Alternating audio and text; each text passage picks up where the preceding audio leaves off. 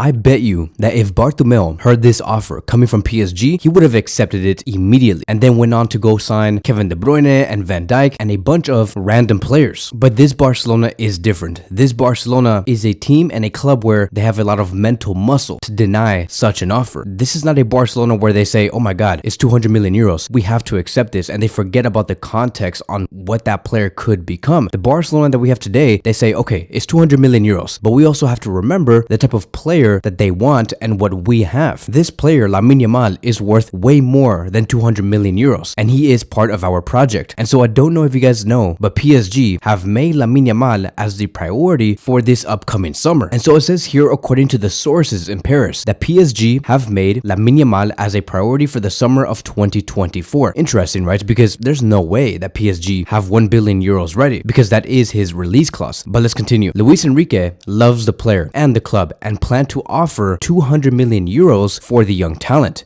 Interesting. Paris will initiate negotiations if Yamal does not shut the door. And so honestly, I do take that back. I thought that PSG were going to have 1 billion euros ready for the player, but the fact that they're offering 200 million euros to us, that is not enough. Like the release clause of Yamal is 1 billion and it's set at 1 billion for a reason. You either have 1 billion euros ready or don't even start conversations with Barcelona about our player. And the fact that you want to name Yamal as a priority for you guys, like, right? Like that is insulting. As a matter of fact, I do hope that that is PSG's priority, because I would love for them to waste all summer doing nothing. And I know the reason why they're going for Yamal is because they're going to be losing Kylian Mbappe, a player that they worship so much, only for him to say that he wants Real Madrid. And so I get it. But if you don't have 1 billion euros, then don't even have this type of conversation with Barcelona at all. 200 million euros is so little. And since we're speaking about Yamal, I want to remind everybody here the type of agreement that we have with the player, just in case you guys are like worried that maybe he could go somewhere else. FC Barcelona and Yamal